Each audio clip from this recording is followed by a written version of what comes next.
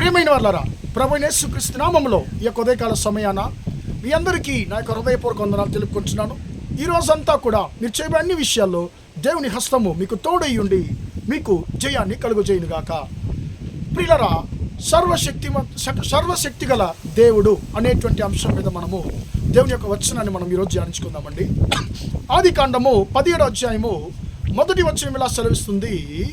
అబ్రాము 99 ఏళ్ల వాడైనప్పుడు యెహోవా ఆయనకు ప్రత్యక్షమై అంటున్నాడు, నేను సర్వశక్తి గల దేవుడను అనేటువంటి మాటను అబ్రహాముతో యెహోవా పలికేది మనం చదువుతున్నామండి. నువ్వు నాకు ముందుగా నడుచుచు నిందారహితుడవై ఉండుము అనేటువంటి మాటను మనం చదువుతున్నాం. ప్రియమైన దేవుని బిడ్డలారా, అబ్రాము అనేటువంటి వ్యక్తికి యెహోవా సర్వశక్తి గల దేవుడు ప్రత్యక్షమవుతున్నాడు. ప్రియమైన దేవుని బిడ్డలారా, అబ్రహాం అంటే మనకు తెలుసు, అంటే చాలా ఎక్కువగా విశ్వాసుల యొక్క తండ్రి అనేటువంటి మాటను మనం చాలా ఎక్కువగా ఉపయోగిస్తాం. ప్రియమైన దేవుని బిడ్డలారా, కానీ అబ్రాం అంటే అర్థం ఏంటి? లోకపు వెలుగులో నడుచువాడు అని అర్థం అండి. ఎందుకు ఈ పేరు ఎవరు పెట్టారు ఆయనకి అంటే, మెసొపొతేమియా దేశస్థుడైనటువంటి తేరహు, అబ్రాం యొక్క తండ్రి అయినటువంటి తేరహు సీన్ అనేటువంటి చంద్రదేవతను నమస్కరించేటువంటి ఒక వ్యక్తి. ప్రియమైన దేవుని బిడ్డలారా, ఆ యొక్క వారు ఏం నమ్మారంటే, ఈ లోకానికంతా కూడా రాత్రిలో చీకటిలో వెలుగునిచ్చేది ఏదంటే చంద్రుడు. కాబట్టి నా యొక్క కుమారుడు ఈ యొక్క లోకానికే వెలుగునిచ్చేటువంటి చంద్రుని యొక్క వెలుగులో నడిచేవాడు అనేటువంటి అర్థముతో అబ్రాము అని పేరు పెట్టారండి. అంటే అర్థం ఏంటి? లోకపు వెలుగులో నడుచువాడు, లోకానికే వెలుగు చూపించేటువంటి చంద్రుని యొక్క వెలుగులో నడుచువాడు అనేటువంటి అర్థముతో అబ్రాము అని పేరు పెట్టారండి. ఇప్పుడు లోకపు వెలుగులో, లోకము చూపించేటువంటి వెలుగులో నడుస్తున్నటువంటి ఒక వ్యక్తికి జీవము గల దేవుడు, సర్వశక్తి గల దేవుడు ప్రత్యక్షమవుతున్నాడు. అయ్యా, నీ తండ్రి ఇంటిని విడిచిపెట్టి నేను చూపించే దేశానికి వెళ్ళు అంటున్నాడు. అబ్రాము వేరే ఏది ఆలోచించలేదు. ఈయన నాతో మాట్లాడుతున్నాడు కాబట్టి ఈయన జీవము గల దేవుడు, ఈయన మాట్లాడే దేవుడు అనేటువంటి దాన్ని అబ్రాం నమ్మాడు. తండ్రి ఇంటిని వదిలిపెట్టి బయలుదేరి వెళ్ళాడు. కొన్ని సంవత్సరాలు అవుతుంది, ఆయన జీవితంలో ఏం మార్పు లేదు, ఆయన ఆశించింది ఏం జరగలేదు. ఇప్పుడు 99 సంవత్సరాలు అయినప్పుడు అబ్రాముకి దేవుడు ప్రత్యక్షమవుతున్నాడు. యెహోవా, అయ్యా, నేను సర్వశక్తి గల దేవుడను, నువ్వు నాకు ముందుగా నడుచుచు నిందారహితుడవై ఉండము అంటున్నాడండి. ప్రియమైన దేవుని బిడ్డలారా, అబ్రాహాముకి అప్పుడు ఏ యొక్క మేలు కూడా జరగలేదు. ఈ దేవుడు నన్ను రమ్మన్నాడు బయటికి, నా తండ్రి ఇంటి వదిలిపెట్టి రమ్మన్నాడు, నేను వచ్చేసాను, ఇన్ని సంవత్సరాలు అయిపోయింది, ఇంకా నా జీవితం ఎవరు నడిపిస్తారు, అసలు ఏం మార్పు లేదని చెప్పి అబ్రాము దేవునికి విరోధంగా మాట్లాడలేదు. దేవుని యొక్క క్రియల కొరకు కనిపెట్టుకుని ఉన్నాడు, వేచి ఉన్నాడు, ఎదురు చూస్తున్నాడు. అలాంటి సందర్భంలో యెహోవా అబ్రాహాముతో మాట్లాడుతున్నాడు. అబ్రాము, నేను సర్వశక్తి గల దేవుడనయ్యా. అంటే అర్థం ఏంటి? నేను సకల ఆశీర్వాదాలు గల దేవుడను. నా దగ్గర అన్ని విధాలైనటువంటి ఆశీర్వాదాలు ఉన్నాయి, నీకు కావలసినటువంటి అన్ని విధమైనటువంటి ఆశీర్వాదాలు నా యొద్ద ఉన్నాయి అని అర్థంతో దేవుడు మాట్లాడుతున్నాడు. ప్రియమైన దేవుని బిడ్డలారా, ఇప్పుడు అబ్రాము లోకపు వెలుగులో నడిచేటువంటి ఒక వ్యక్తిని అబ్రహాముగా దేవుడు మార్చాడు. అంటే విశ్వాసుల తండ్రి అని మనం అంటున్నామండి. కానీ వాస్తవాన్ని చెప్పాలంటే కరెక్ట్గా మాట హెబ్రీ బైబిల్లో ఎలా ఉందంటే గర్భాల తండ్రి. అబ్రహాం అంటే ఏంటి? గర్భాల తండ్రి. అబ్రాం అంటే ఏంటి?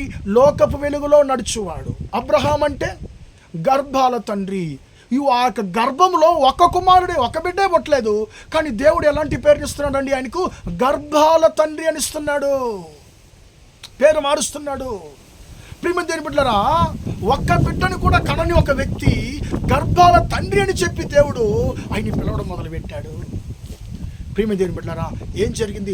ఒక్క కుమారుని కూడా కన్నటువంటి సారమ్మ, ప్రియమైన దేవుని బిడ్డలారా, దేవుడు అంటున్నాడు, నీ భార్య అయినటువంటి సారా ద్వారా నేను జాతులను నేను కలుగు చేయబోతున్నాను, రాజులు ఆమె ద్వారా పుడతారని చెప్పి దేవుడు అంటున్నాడు. ప్రియమైన, అది మాత్రం కాదు, ఆయనతో దేవుడు నిబంధన చేస్తున్నాడు. నువ్వు ఉన్నటువంటి ఈ దేశానంతా కూడా నేను నీకు స్వతంత్రంగా నేను ఇవ్వబోతున్నానని చెప్పి దేవుడు అన్నాడు. ప్రియమైన దేవుని బిడ్డలారా, అబ్రహాము ఏ ఆశీర్వాదం లేని ఒక వ్యక్తిగా ఉన్నాడు. కానీ ప్రియమైన దేవుని బిడ్డలారా, సర్వశక్తిగల దేవుని యొక్క మాటలను మీద ఆయన ఆధారపడ్డాడు కాబట్టి, సర్వశక్తిగల దేవుని మాటను ఆయన నమ్మాడు కాబట్టి దేవుడు అంటున్నాడు, అయ్యా నేను సర్వశక్తిగల దేవుడను, అన్ని ఆశీర్వాదాలు, నీకు కావాల్సినటువంటి అన్ని ఆశీర్వాదాలు కల దేవుడను, నిన్ను అన్ని విధాల్లో నేను దీవించబోతున్నానని చెప్పి దేవుడు అబ్రామ్తో మాట్లాడాడు. ప్రియమైన దేవుని బిడ్డలారా, ఈ యొక్క ఉదయకాల సమయంలో అబ్రామ్తో మాట్లాడినటువంటి ఆ దేవుడు నీతో మాట్లాడుతున్నాడు.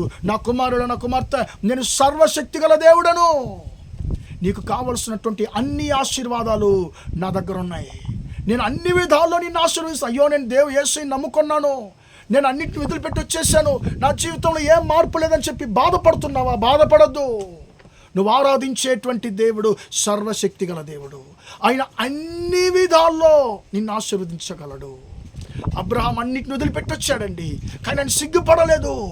కొద్ది రోజులు ఆయన జీవితం ఏమీ లేని పరిస్థితులను కొనసాగింది, కానీ దేవుడు అబ్రహాం నమ్మినటువంటి దేవుడు ఆయన వదిలిపెట్టలేదు. ఆయన ఆశీర్వదించాడు, గర్భాల తండ్రిగా అబ్రహాముగా మార్చాడు. ఏ ఆశీర్వాదాన్ని ప్రియమైన దేవుడా ఆయనకి కుదువంచలేదు. సంతృప్తిగా అబ్రహాంను ఆశీర్వదించాడు. అబ్రహాంను ఆశీర్వదించిన దేవుడు నిన్ను కూడా ఆయన దీవించగలడానికి ఆయన సమర్థుడిగా ఉన్నాడు. ఆయన అంటున్నాడు, నేను సర్వశక్తి గల దేవుడను, నేను సర్వశక్తి గల దేవుడను, నిన్ను అన్ని విధాల్లో నేను దీవించబోతున్నాను. నా మాటను నమ్మావు కాబట్టి, నా వాక్యం మీద ఆధారపడ్డావు కాబట్టి నేను సిగ్గుపరచనని చెప్పి దేవుడు అంటున్నాడు. కాబట్టి ఆ సర్వశక్తి గల దేవుని యొక్క మాటల మీద ఆధారపడదాం. ఆయన యొక్క క్రియలకు మనము కనిపెట్టుకుని ఉందాం. ప్రియులారా, ప్రార్థన చేద్దాం. ప్రేమగల మా తండ్రి, దయగల దేవా, ఇంతవరకు తండ్రి మీ యొక్క మాటలు విన్న ప్రతి ఒక్కరిని తండ్రి మీరు దీవించండి, ఆశీర్వదించమని ప్రార్థిస్తున్నానయ్యా. అబ్రాహాము ఏమీ లేని పరిస్థితుల్లో ఉన్నప్పుడు తండ్రి నువ్వు ఆయనతో మాట్లాడావు. నేను సర్వశక్తి గల దేవుడు అని చెప్పి అబ్రహాంతో చెప్పావయ్యా. ఆయన అన్ని విధాల్లో దీవించినటువంటి దేవుడు, అబ్రహామును అబ్రహాముగా మార్చినటువంటి దేవుడు తండ్రి. నీ బిడలయ్యా, నీ మాటల మీద ఆధారపడిన ప్రతి ఒక్క బిడలను తండ్రి ఒకసారి జ్ఞాపకం చేసుకున్నయ్యా, వారిని దీవించమని ప్రార్థిస్తున్నాను తండ్రి. వారికి కావాల్సిన ప్రతి ఒక్క ఆశీర్వాదంలో అన్ని విధాలు మీ బిడలను దీవించమని ప్రార్థిస్తున్నాను. ఈరోజంతా కూడా మా సహోదరి చేసే అన్ని విషయాల్లో మీ హస్తం తోడుని ఆశీర్వదించమని యేసు నామములో ప్రార్థించి వేడుకొంటున్నాను తండ్రి. ఆమేన్, ఆమేన్. ప్రియమైన వాళ్ళరా, దేవుడు దీవించి ఆశీర్వదించును గాక. Praise the lord, praise the lord.